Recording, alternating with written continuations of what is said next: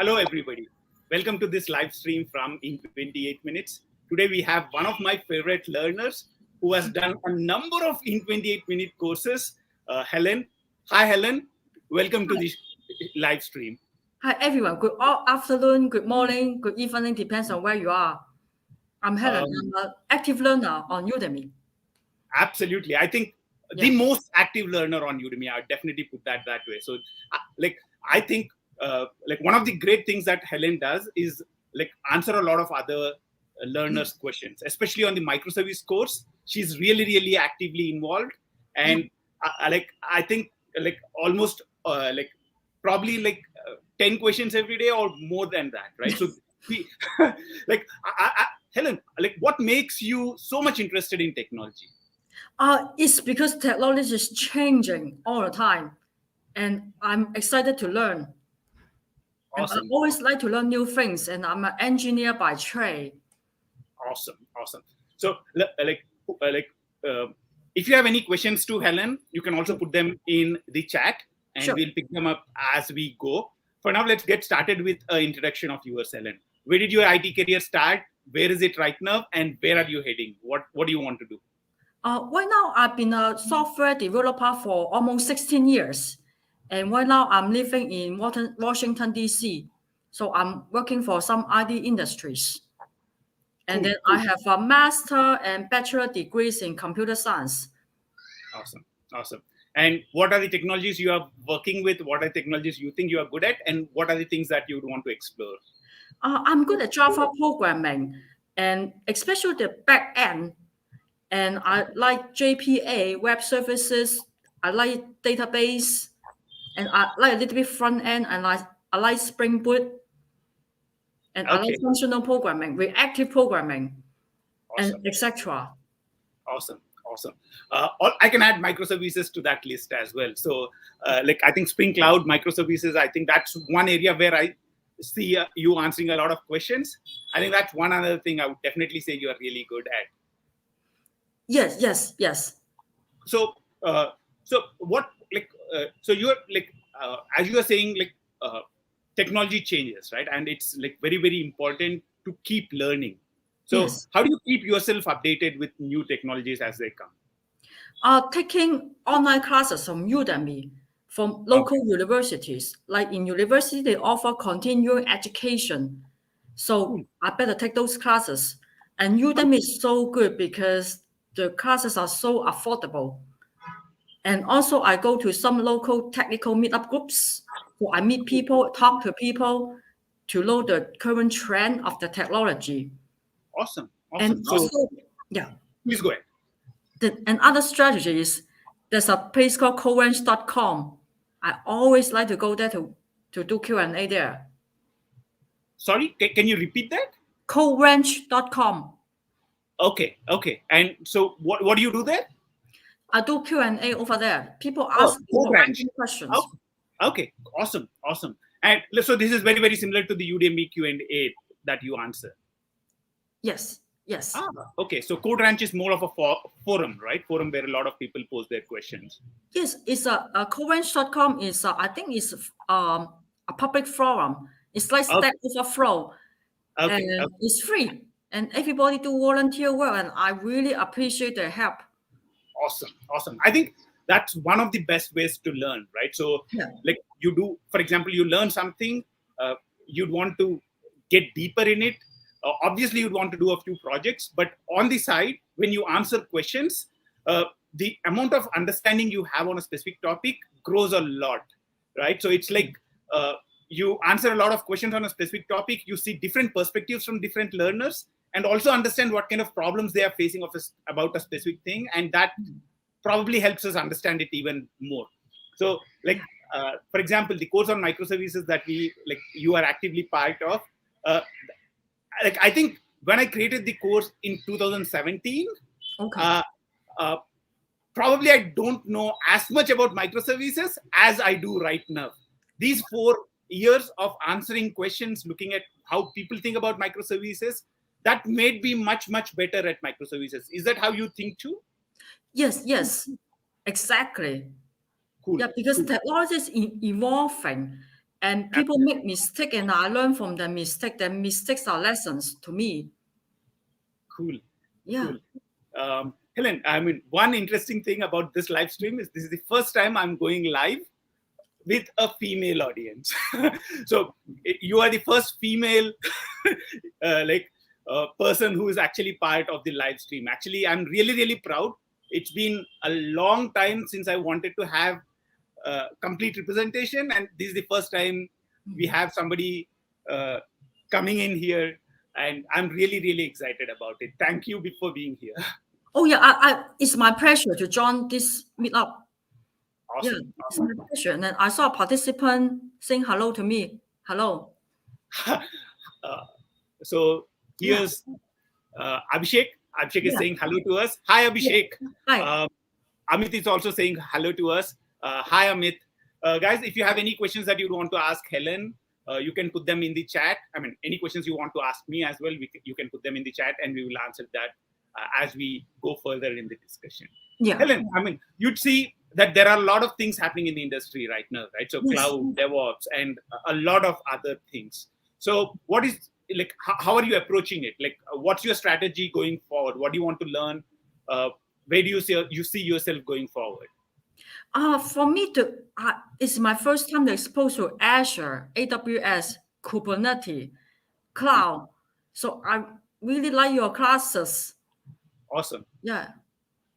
I just want to explore.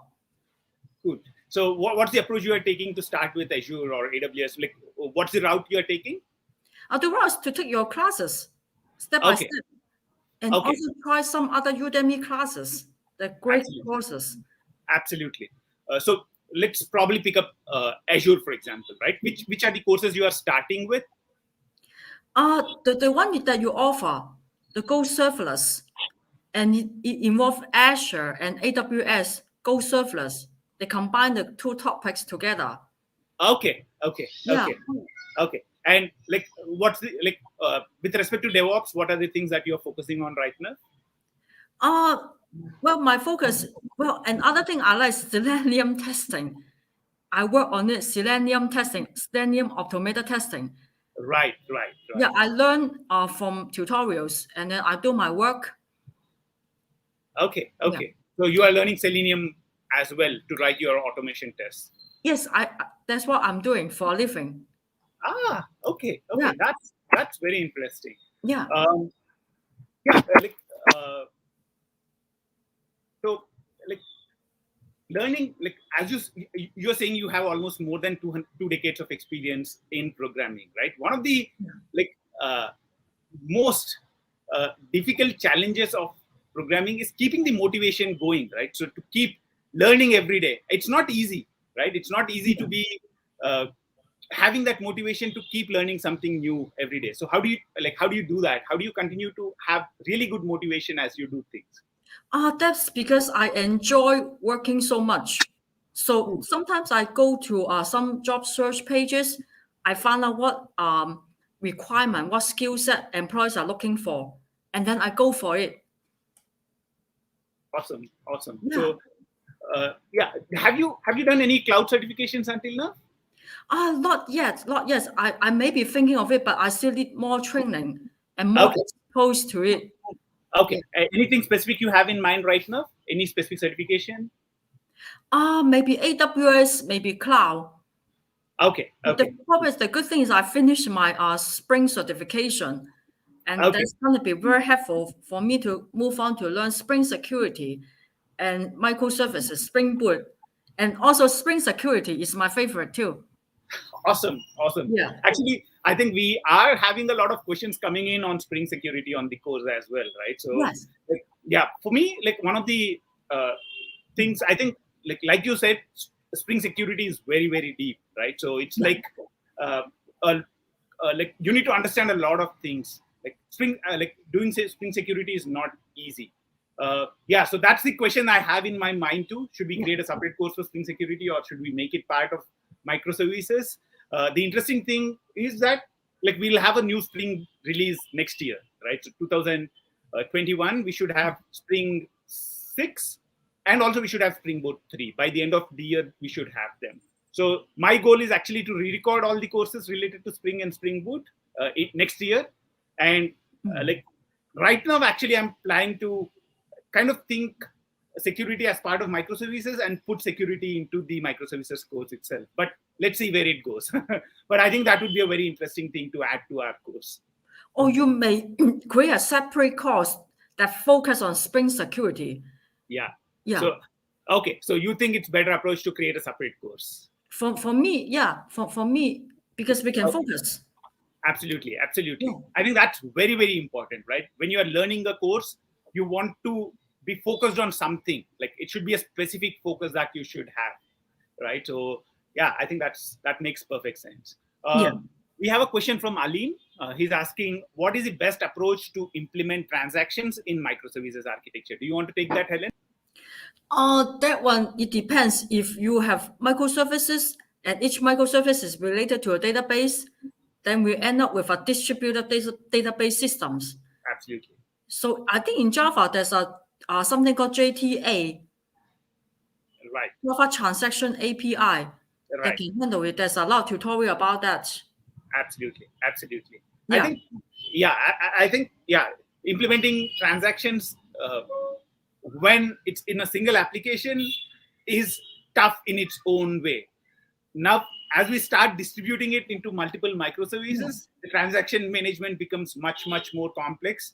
And that's where I think all the distributed transaction management things come into picture, right? So, Alim, I think we cannot say there is one best approach to implement transactions. I think you need to evaluate what your requirements are. You need to look at how important transactions are, right? So if you have 3 steps in a transaction, how critical is it that you have to roll back the first thing when something goes wrong, right? So because depending on that, you would want to implement a specific solutions. There are a lot of approaches. For example, Spring itself provides some basic transaction management. If you would want to implement transaction management across multiple microservices, then there are a lot of patterns available as well. For example, one of the patterns that is often recommended is the Saga pattern. So probably you'd want to look up things like that. Thanks, Alim, for the question. Let's take the next question. This is coming from Amit. I'm actively learning your courses almost every day. Thank you, Amit. Please create advanced course on Istio with Spring Boot microservices and Angular React without using Spring Cloud dependencies.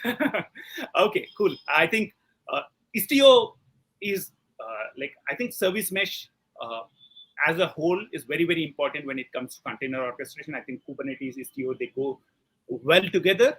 And I think, I think if you actually look at our Kubernetes course, we don't the Kubernetes course that we have, it makes use of Spring Cloud, and there are sections where we don't use Spring Cloud at all. So one of the things is Kubernetes provides a lot of features that are needed by microservices inbuilt. So you don't need Spring Cloud in a lot of situations.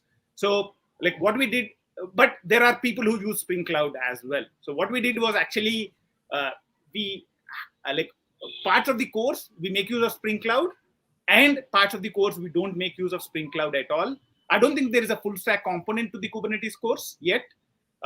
But I think as far as the microservices are concerned, we have both implementations, using Spring Cloud and not using Spring Cloud, using the features which are provided by Kubernetes, and also using Istio, for example, to implement things like centralized logging and things like that. So Helen, this is like a different course that we have on Kubernetes. To the microservices course, at the end, we added in a section on Docker and Kubernetes recently. Right. But other than that, we have a fully focused course on Kubernetes. And in that course, actually, we run Kubernetes on 3 different clouds, AWS, Azure, and Google Cloud. And in that course, we also go in depth into most of the advanced Kubernetes features, like Istio, for example. Service mesh is a very, very important thing, or Helm, things like that. So those are things that would be discussed in that course. I hope I answered your question, Amit. Okay, I'll take the next question, which is coming in. Vikash is asking, we are developing microservice in Java with Liberty profile. Can we have one course on it? let's see, Vikash. I think that's a wonderful idea, right? So it's like keeping things very lightweight. I think Liberty Profile will help you to do that. Instead of depending on external frameworks and things like that, it does help you to keep things lightweight. And I think with the evolution of Kubernetes and also with the evolution of Quarkus, I think that would be a very, very interesting thing to think about. I'm not promising anything right now, but probably let's see. Next year, I would be focusing a lot on Spring and Spring Boot. So probably that's the right time to pick up Quarkus and things like that as well. Helen, do you have anything to add there? What is Liberty Profile? This is my first time hear about it. So it's like, for example, Java. We have the Java EE. So it's kind of the lightweight Java EE version, right? So right now we are running most of our microservices as Spring Boot applications, right? So however, there are also JAX-RS and things like that that you can make use of to build your REST API. So Java APIs for REST services. So yeah, Liberty Profile comes with the basic setup, and also it goes really, really it's very lightweight. So that's where it might be a good thing, because with containers, you'd want to keep everything lightweight, right? You don't want large images for your containers. So that's where things like Liberty Profile are really, really useful. I see. See, I learned something. That's cool. Thank you, Vikash. I think the next question out here is Lakshmanan is asking, what are the upcoming Udemy courses on 2022? I'm not sure, Lakshmanan, at this particular point in time. Actually, one of the important things is the Spring Boot version upgrade, which is coming in 2022. I think that would be the focus, because we have more than 10 courses on Spring Boot. I'm planning to re-record all of them. So it's I recorded all of them in 2017, 2018, 2019. And I think this is the right point to re-record all of them and keep them fresh, and also add in all the knowledge I have gained during the last couple of years into the course. So I think that's what I would be focusing on. Probably in between, I might be releasing a few more cloud-related certification courses. One course I can definitely think about is Google Cloud Data Engineer. I think that's one which is definitely in the works. After that, what I would do, I'm not sure right now. So those are the things in the pipeline. Okay. Helen, to continue the discussion about your career, right? So in your current job right now, you are talking about Selenium testing and things like that, right? So automation testing is a very, very important part of of a software engineer's work, right? So other than the automated system tests, do you work on unit testing? Do you write unit tests in your day job? Yes. I did perform unit tests, and also develop some code and commit to GitHub. So that's why GitHub is a good course to take. Absolutely. Yes. So and going in depth into the unit tests, do you use frameworks like JUnit, Mockito to write your unit tests? Right, exactly. Awesome, cool. Let's pick up a question more. Alvin Joseph is asking, can we have a course on system design or some design patterns? Yeah, I think system design is something a lot of people are asking about. I should definitely think about that. I think it's a very, very interesting thing. And I think there is a lot of evolution in how you do system design with the cloud as well. So I think system design a few years back, I think will be a little different from system design today, because now you have more options with the cloud, AWS, Azure, Google Cloud.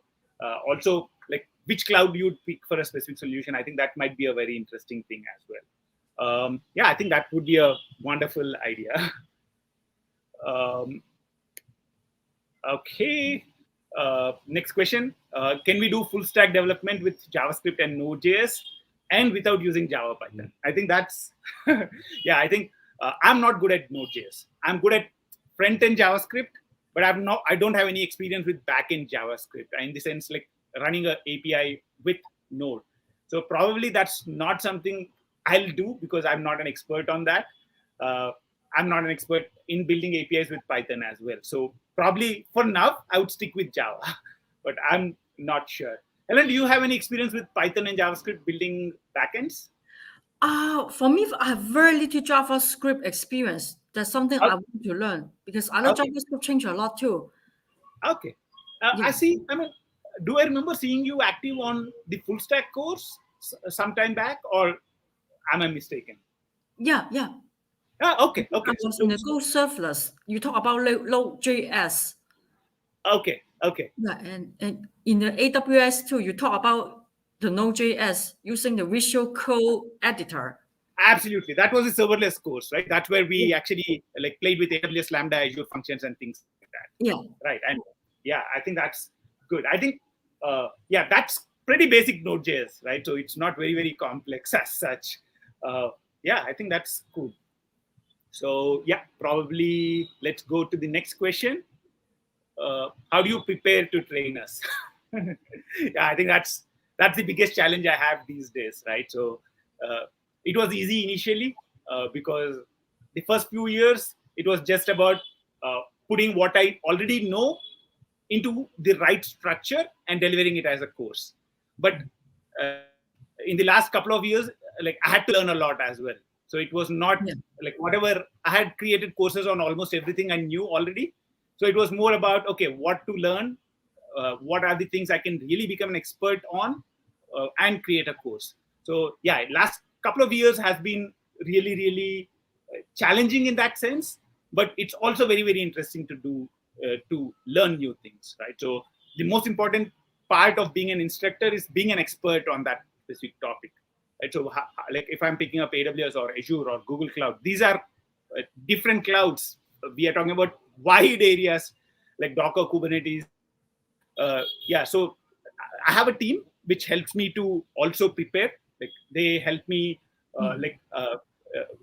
they guide me in the sense that, okay, when we pick up a new technology, what are the things that specific thing is used for in the industry? That's the first thing that we focus on, right? So we would want the courses to be as real world as possible. So we analyze, okay, we pick Kubernetes. Okay, what are the top 10 use cases that Kubernetes is used for? And that's the first question we try to answer, right? So these are the 10 use cases where it's used for, and these are the 10 use cases we should have in the course. And that's the thing which sets the direction for the entire course. So it's more the practical approach that we take, right? So you decide what should be shown practically in the course, and then we build theory around it. So that's how I kind of think about a course. It's kind of a very, very agile process. Like I keep circling until I feel confident about it. And typically, if it's a new topic, it would be like a month or two, like minimum, before I would be confident enough to try and like put a course out. So yeah, it's a long process, especially if like some of the certification courses, for example, right? So these are very, very challenging. I mean, even to prepare for a certification would take like 3 weeks, 4 weeks, and then to create a course on it, to prepare the slides, to prepare the entire course, it takes a long time. And yeah, I think that's the challenge as well. Yeah. Cool. Helen, have you done any of our Google certification courses? Have you started with any of them? The Google Cloud certification. Right, the Associate Cloud Engineer, right? That's the one which you started with, I guess. Yes. Okay, how do you find it? How are you finding that course? That course is interesting and challenging. Okay. Yeah, cool. I highly recommend that course as maybe a study guide for the exam or maybe just for learning. Yeah, absolutely. You are planning to do that certification course, right? So the ACE certification, Associate Cloud Engineer. I'm thinking of that too. I finished that course. Yeah, absolutely. Yeah, and then I'm thinking of maybe going for Google Cloud certification or AWS or Azure.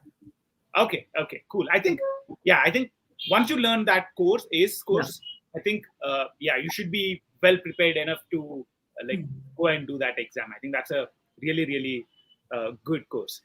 Alvin is saying he has actually completed Google Cloud certification with our courses. That's great to hear, Alvin. I think if you're planning to learn Google Cloud, earlier the best bet to start with was Google Cloud Associate Cloud Engineer. But I think with the recent, Google Cloud has also introduced a new certification called Cloud Digital Leader. So it's called Google Cloud Certified Cloud Digital Leader. If you're new to the cloud, probably that might be an easier certification for you to start with. So start with the Cloud Digital Leader, then go to ACE. But I think, Helen, for you, I think ACE would be the best thing. I don't think you would need to do the Cloud Digital Leader. That would be too easy for you. It's challenging. I think it's too easy, honestly. Okay. No, I'm basically saying, like, what I'm saying is because you have experience doing the serverless course on AWS, Azure, and you also have exposure to Google Cloud with the ACE course, I think the Digital Leader certification is more an introductory certification. It's more for somebody who is getting started with the cloud. He does not know anything about the cloud. And you'd want, like, it's like before you take a challenging certification, you'd want a simpler one. Like, you'd want a first step. And that's where you can go for something like Cloud Digital Leader. Probably, like, this would be similar to Cloud Practitioner in AWS or fundamental certifications in Azure. So these are typically easier certifications. Like, developers do it, as well as a lot of non-tech folks also do it. So it's some of these courses are pursued also by business people because they would also want to have a high-level understanding of, okay, what is cloud, what are the use cases, and all that kind of stuff. But I know these exams are also tricky, very tricky. Some questions are very tricky. Yeah, you need to be really careful. That's very true. A lot of the certification courses, the questions are like, a lot of times it seems as if there are one or more. Actually, there are more than one right answers, and that makes it very, very difficult to choose. Absolutely. And also, do you have any textbook to recommend? Because sometimes taking courses, it's better to read a book. Absolutely. Yeah, absolutely. I think the official guides from Google Cloud, they are really good. Like, I loved the official guides on ACE, official guide on architect certification, like Professional Cloud Architect, Google Cloud. Those two books are really, really, really good. I loved them. Like, I really love the Professional Cloud Architect architecture certification guide because, like, I mean, it gave me the essence. I mean, a lot of certification books are, like, if you look at any of the AWS certification books, you will be bored after an hour of reading. But I think the Google Cloud official guides, especially the Professional Cloud Architect one, that was awesome. That was really, really good because like the author was thinking as an architect. He was not thinking about the exam a lot. He was thinking about architecture, how you use Google Cloud to solve the problems. And as a result, you would clear the certification. That thought process is something I really love because you don't want to really only prepare for a certification. You want to really know everything there is, think from a solution perspective. And that's where I think the official Google Cloud guides are really, really good. Yeah, that's a good information. Yeah, I mean, for me, like, I love reading books. Like, I create video courses, but like, my preferred approach of learning is through books. So if I'm, for example, creating a Kubernetes course, probably I would have read 10 books on it. So I hate watching courses. That's funny. That's really funny, I guess. But the good thing is watching your courses is just like watching a fantastic movie. Yeah, I think that's how I think as well. So for me, it's more like an experience, right? Learning is an experience, right? So I want to provide the best possible experience, creating a little bit of interest, right? So it's not just about teaching something, but creating an interest and helping somebody discover something. That process of fine-tuning the course, I really love that. So it's not just about, okay, I want to teach A, B, C, D, E, but how to structure it in such a way that there is a journey. Like, how do you structure it in such a way that, okay, you feel interesting and engaged all through the way? I think that's something which is very, very important. And that's something I love more than the technology aspect of it, creating journeys, creating a learning journey, especially because, like, some of these courses can become long, right? 20-hour course, 30-hour courses. And how do you really create a journey in there? That's the interesting part. Yeah. Absolutely. Helen, I mean, do you have any recommendations to learners who are starting with the cloud or starting with DevOps? How do you want them to approach learning them? For me, after taking your courses, I really enjoy to do the Q&A. Okay. So doing Q&A is an awesome way to learn because I learn from the students' experience. Awesome. Yeah. So yeah, I think that's really, really good. So doing courses is the first step, but to be going in depth into something, I think trying to look at questions, like whether you answer them or not, at least start with looking at the questions. Don't just do the course, but start with looking at, okay, what questions are other people are having? What are challenges other people are facing?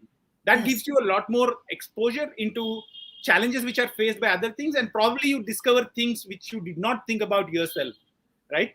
So cool. So that's really, really good, right? So, and specifically, like if you look at the next couple of years, what are the things that you would want to focus learning on? I will continue Spring Boot, Okay. Spring Microservices, Spring Security, and design pattern. Okay. Like it's something classical. Absolutely. But it's still helpful. Absolutely. I think the skill of designing an application, the skill of identifying the right way to break up an application, right? So these are like, how do you design your classes? So these are skills which would be which will be really, really useful irrespective of the way the technology is heading. Right? Whether you are using Java, Python, or whatever, if you have great design, you can take your solution approaches to different languages. Absolutely. Yeah, and also reactive programming is also getting popular. Absolutely. Yeah. I think I think that's an interesting thing to create a course on as well. So it's been actually, I've been thinking about reactive programming from 2019. So that was the first time I wanted to start thinking about creating a course. Yeah. But then I had to create a lot of cloud courses. So I was not able to focus on the reactive programming course, but I think that's an interesting thing to work on as well. I think that's, I think reactive programming is picking up big time. And also Spring Framework also makes it easy to do reactive programming. So yeah, I think that would be a wonderful thing to look at as well. And also, I like your Apache Camel. Okay. Camel, Kafka. Okay. Yeah, that was actually a very interesting thing because that was a request from Udemy. It was not something I was initially planning to create, but Udemy said, okay, there's a gap. There are no courses on Apache Camel. Can we create one? And I went ahead and created one for them. And yeah, I mean, it was very interesting to look at what you can do with Apache Camel. So is Apache Kafka something really new and not commonly used in the industry? No, Kafka is very, very, I think Kafka is very popular. Okay. Right? So I think 2017, I think that's the first when I heard about Kafka. And today, I think it's one of the most popular ways of communicating between microservices. Kafka is very, very popular. A lot of these services, like asynchronous messages services, which are present in the cloud, some of them are actually based on Kafka. The concepts are very, very similar to what's used in Kafka. Okay, that's great. Great to hear. Kafka is very popular, especially I think the older ways of doing communication, like MQ, ESBs, they are getting outdated very soon. And in most of the places I am working with, Kafka is replacing them. So Kafka is, I think, very, very interesting. Cool. I have a question. Neha is asking, please make a debut on Twitter. Would love to have some Twitter spaces about Spring microservices as backend. And it is not hyped on Twitter. Interesting, Neha. I think, yeah, we already have a Twitter account. It's at in 28 minutes. Yeah, probably I think I should think about being more active on Twitter. Somehow social media is not my thing. I'm not really comfortable being very active on social media. Probably. I'll think about it. Let's pick up a question more. Andy Ranjit is asking, Spring Boot and Cassandra along with JUnit cases. How do you do debugging? Is this course available? Ranjit, I don't know if we have we have courses on Spring Boot, but I don't have any courses where we integrate with Cassandra. So and we also have a course on unit testing with Spring Boot. Yes. But it's not about Cassandra at all. So it's about, I think we have a few examples in there about how do you integrate it with JPA and write unit tests for it, in layer by layer, and also how do you write integration tests including all the layers. So we have a course, I think it's titled Master Unit Testing with Spring Boot and Mockito. You can check that out, but it does not talk about Cassandra at all.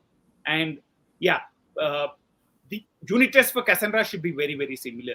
But yeah, but it's not part of the course. And your question about debugging, I think you already have the answer in there. You write JUnit test cases. When you have a problem, write the unit test for that and try to use that unit test to debug. I think that would be the best way to debug a problem. Yeah, there's a common question. It asks everywhere, how do I debug my code? Right. Absolutely. I think it all comes down to, obviously you need to understand the code. You need to identify, okay, what's the highest probability of bug, right? You're looking at a problem. You'd want to look at, first narrow the scope of the problem to specific component of code. Once you are able to narrow down to a specific component of code, I think then you can use the unit tests very, very well to debug problems. Another thing, obviously, is to have really, really good logs, right? To have complete, especially when it comes to microservices, distributed architectures, even to localize it to a specific microservice is a challenge. And that's where things like centralized logging and things like that really, really help. Helen, do you have anything to add? It's all about maybe experience. Maybe sometimes your experience is telling you which line of code can go wrong. Absolutely. I think that experience plays a crucial role, right? So if you face the same problem, and probably that's where Q&A really, really helps, right? So you know, when somebody posts a challenge, you think, okay, where could he have went wrong? What are the parts? What are the things he could have done wrong, right? So if you look at most of the courses that we have, like most 99% of the time, things should work. If they're not working, it's because somebody has made a mistake somewhere. And the challenge in answering a Q&A is to think about, okay, what is the place he might have made a mistake? Right? So that also helps you become better as a debugger. Yeah. Cool. I think we have requests, just like you were talking about, Helen. I think people are also interested in reactive programming. So yeah, I think that's definitely a lot of, I think reactive programming is doing really, really well. Okay, I guess we have handled most of the questions. Helen, do you have any questions for me? What other courses are you trying to write? Like maybe most people ask you this question already. Right. Yeah. Absolutely. Yeah, I think the course that I'm right now I'm not really working on anything. Actually, I'm a few things did not really go well in my life in the last 2 months. So I've been taking a break. So the only thing I'm doing right now is to answer questions and nothing else. So probably when I feel like getting back to work, probably the first course I would be working on is data engineer, Google Cloud Data Engineer. I'm not sure when, like whenever I feel like putting in some work, that's where I'll get back to data engineer. And also the Spring Boot update courses. So as soon as Spring Boot 6, Spring Boot, Spring Boot 3, Spring Framework 6, the first milestone versions are out there, we'd want to re-record all our courses. So yeah, that's something which I would want to focus on. And yeah, after that, I have no idea right now. So I would need to think about, probably I think it might be 6 months before I would be able to complete this Spring Boot updates. And I would think then what would be the right thing to do. So yeah. Has Spring Boot 6, has Spring Boot 3 or Spring Framework 6 released yet? Not yet. So it's I think we'll have the first milestone version somewhere March of next year. Oh. And because we have a lot of courses, right? So we have Spring Boot is like 10 courses for us. So it's like if I have to be really, really it should be a planned update across all the courses. And it takes long time because some of these courses are long, right? For example, the microservice course is 20 hours long. So to re-record that would be like at least a month or two. So if I'm talking about 10 courses, it would be substantial amount of effort to re-record all of them. Yeah. So how about JPA? I know JPA has been changing a lot. Absolutely. JPA course will also be updated. So even the JPA course that we have, the Master Spring Boot with Master JPA and Hibernate with Spring Boot, that course also will be part of the updates. So we'll re-record that. Okay. So it's like as soon as Spring Boot 3, the first milestone version is out there, I'll update all the courses where we have Spring Boot used. So will you maybe hire somebody to write a course about the SQL database, like a database, like how to write SQL statements? Yeah, I think. Yeah, it's if you look at Udemy, right? So there are a lot of already popular SQL courses. So if we create another SQL course, it would just be another add-on.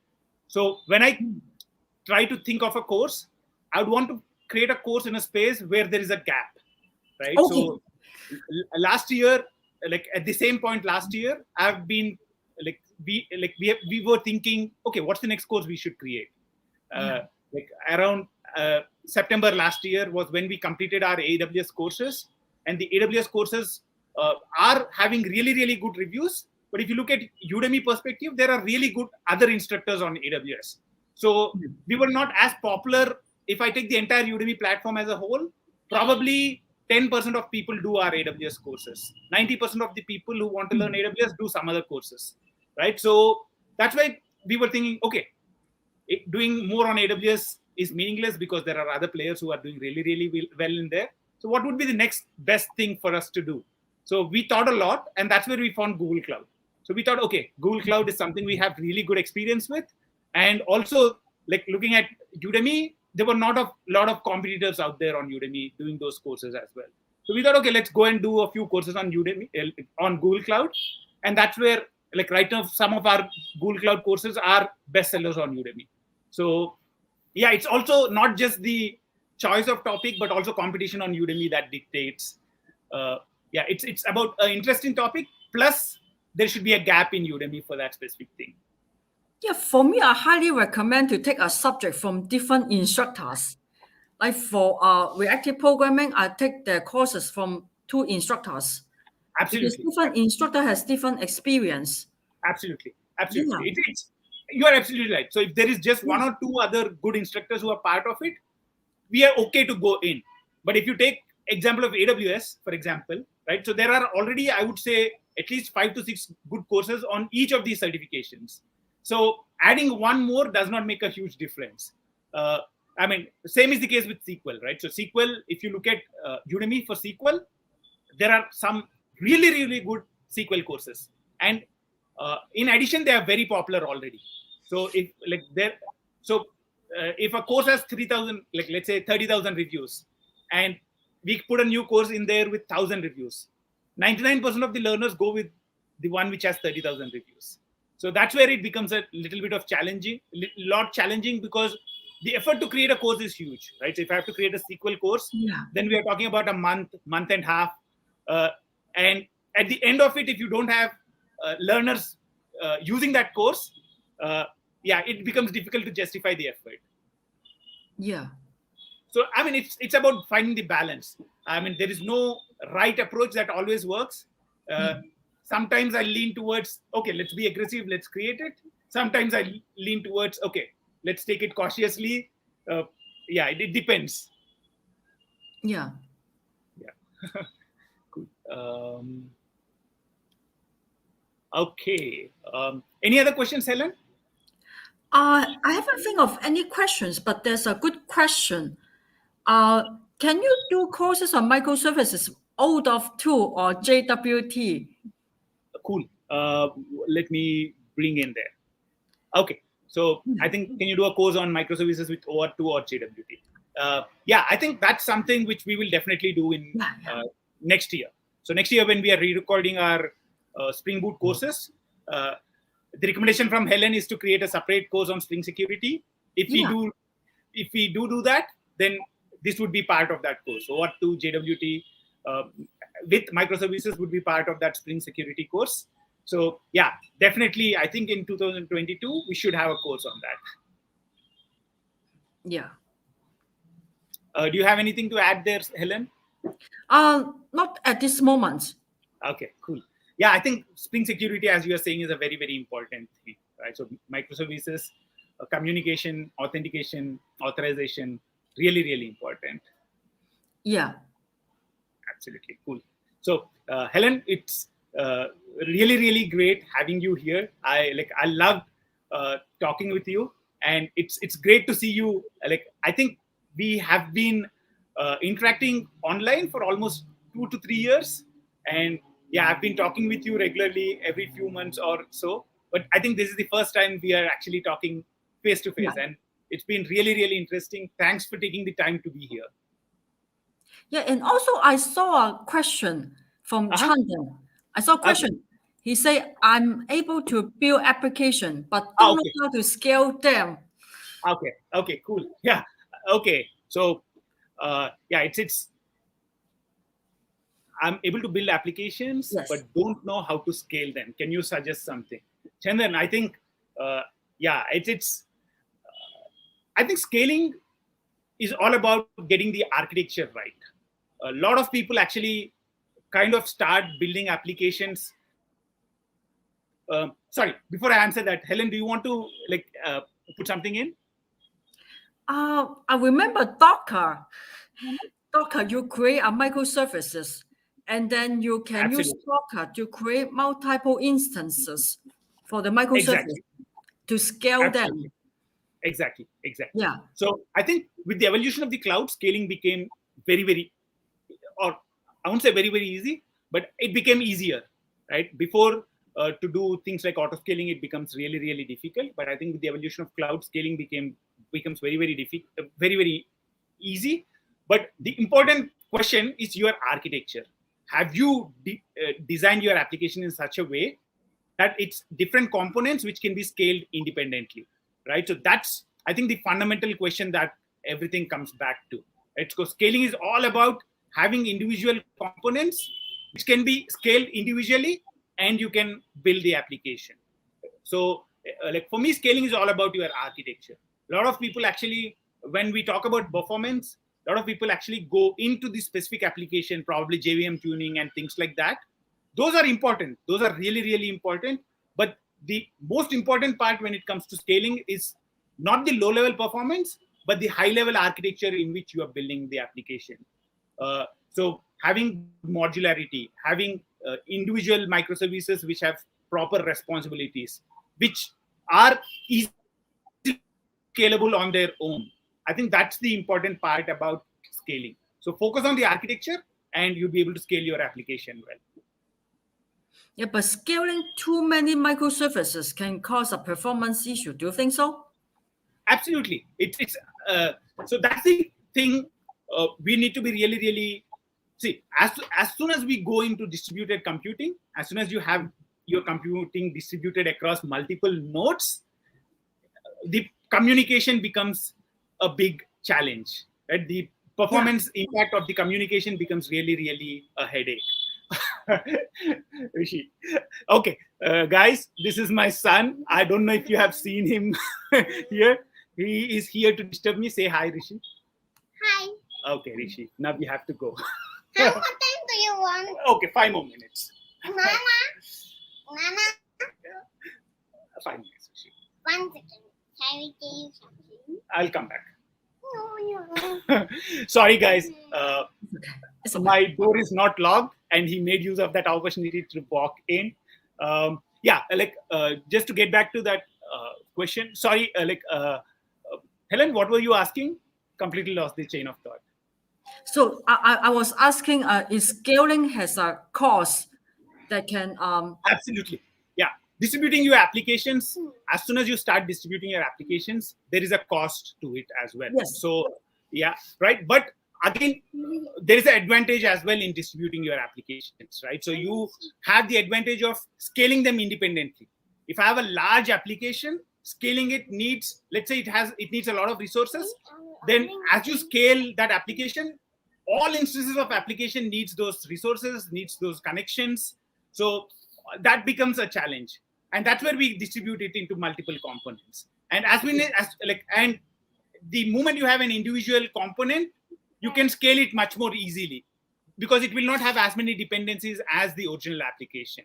So finding balance of how many components you want, right? You don't want too many components, and you don't want one.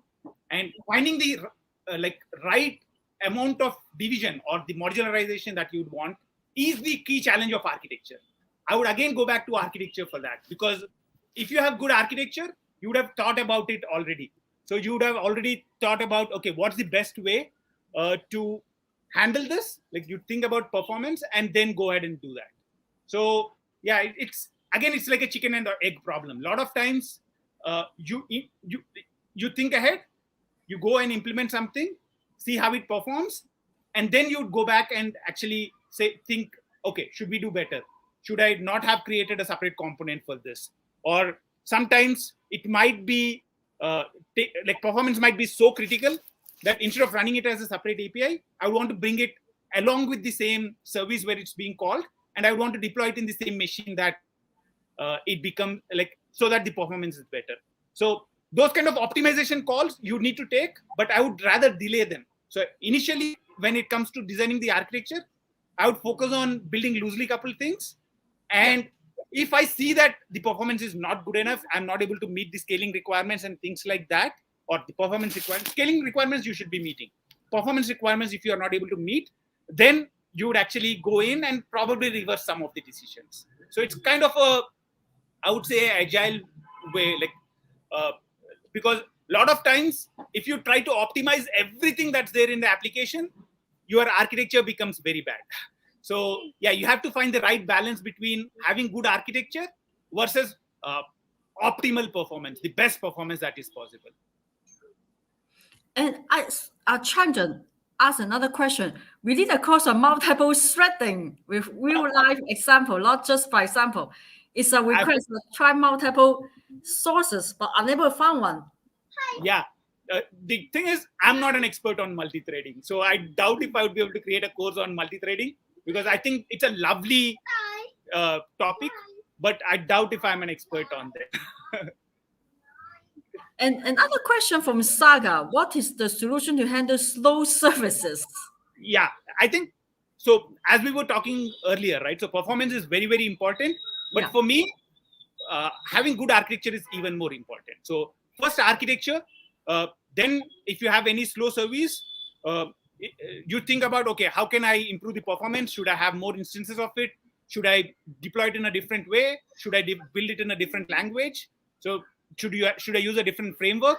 Or you can also think about, okay, should I deploy it right in the same place where it's being called?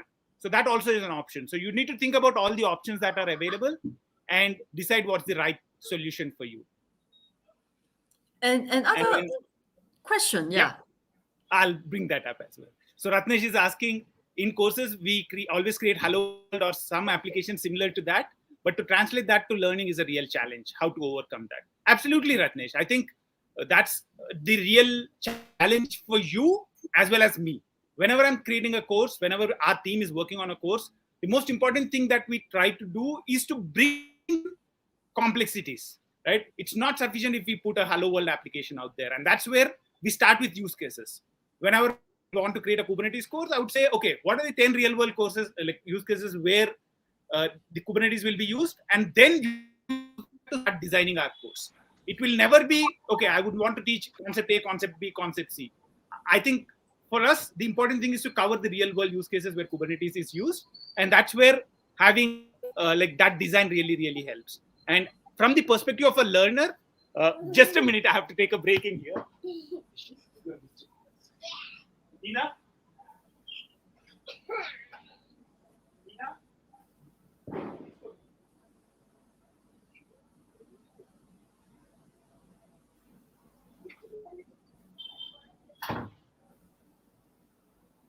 Sorry. Apologies. My son today, he wants to see what's going on here. Apologies. So yeah, going back to the question, I think as far as the learner is concerned, always, whenever you are learning a new technology, focus on what are the use cases for it. Where are you going to use it in your project? What is it going to replace, right? So if, let's say, I'm using Hibernate, or if I'm using Docker, or if I'm using Kubernetes, the first thing I would think about is, what if Kubernetes is not there? How would I have done it? And right now, how would I use Kubernetes in my project? So those questions will give you, will get you to think a lot more and try and put them in action, right? It's not about doing a course. It's about implementing it somewhere. And the best way to implement something is in something which you already know, right? So establishing a business scenario takes time, right? So in a course, you don't have the leeway a lot of times to fully create a complete example, right? That would take a lot of time. And that's where you need to see where in your project it fits in, and try and introduce a little bit of elements of it and see and play with it. So I think the best way would be to try and use it in a project of your own, right? So try and put it in your project and do it. Helen, do you have anything to add there? Or maybe try to find some tutorial and try to upgrade the old tutorial with your new approach that you learn in the class. Absolutely. Yeah. I think that's awesome too. So, for example, what we have done with these are some of the first courses I've created. So the JSP servlets course that we created in 2015-16, I think, it used a hello world to-do management application, right? So it's basically a simple to-do management application, login, log out, a bit of security built in. So that's the first application that we built with JSP servlets. And when we wanted to create a course on Spring MVC, what we did was we just upgraded that example to Spring MVC. Yes. And when we did Spring Boot, what we did is we took the same thing and we actually used Spring Boot to do the whole thing. And that's exactly what I extended out to full stack courses as well. So we took the same example and we saw, okay, this is how you build it in JSP servlets. How would we build it if we are using a full stack application? If I'm using React or Angular in the front end and Spring Boot in the back end. So that also helps you to take the entire journey, right? The same application, you are actually learning different technologies with the same application, right? So that helps you go through the entire journey. It makes it easy to compare frameworks, right? As you grow in your career, it becomes very, very important for you to make choices, like decide what framework to use. So that also helps a lot. And he also have another question. We should also focus on project-based learning. That's really awesome. Yes. Ranga's course is project-based. Absolutely. I think all our courses are step-by-step, project-based, as much as possible, right? Obviously, nobody can replicate a real-world experience in a project. But our goal is to bring it as near to that experience as possible, right? So, I would say, my goal when I'm creating a course is create at least an authentic 70 to 75% project experience. So that's the goal. That's the goal. And I think we would meet that in 90% of our courses. So another question, can you design a course where we can learn complete life cycle of real project? Yeah. Or somewhere close to that? Ratnesh, the problem with trying to do a course like that is the architecture which is good today will not be the architecture will be good tomorrow. And the architecture which is good tomorrow will not be the architecture which will be good day after tomorrow.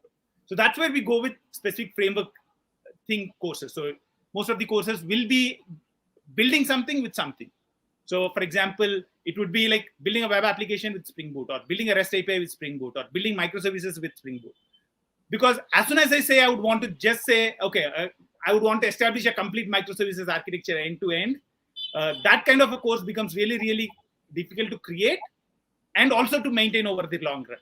Because if I'm saying it would be the current reference architecture, it becomes very, very difficult. Technology changes very, very fast. For example, the microservice course that we created earlier in 2017, when I started off, Spring Cloud was the most popular framework to do that. And we used that to build it. And 2018, 2019, there were so many changes in Spring Cloud that we had to re-record that course multiple times. And by 2019, I realized, okay, we are using Spring Cloud to build this, but a lot of these things can be done using Kubernetes. And also we are not talking about containers at all. So we brought in containers and container orchestration last year. So, I mean, it's like just with simple microservice components, maintaining that course in current technology and trends was very, very difficult. And if we would want to have a complete end-to-end life cycle and maintain that course over a period of time, that would be a really, really big challenge. Helen, do you have anything to add there? Like your experiences with these things? I think if you design a course that focuses on the whole life cycle project, that's going to be overwhelming. Absolutely. But let's say you can focus on the Spring security part of it, and then you can focus on the microservice part of it. So I think building a course for the whole project life cycle, that's kind of impossible because it will distract your goal. Absolutely. Yeah. Yeah. Next question. This would be the last question that we would take. I think I've taken enough of Helen's time already. That's okay. So, how about monitoring tools, Ranga? We develop application, but debugging and monitoring becomes important aspect. And what to take from courses. So, Preet, I think you are absolutely right. So, debugging, monitoring are very, very important.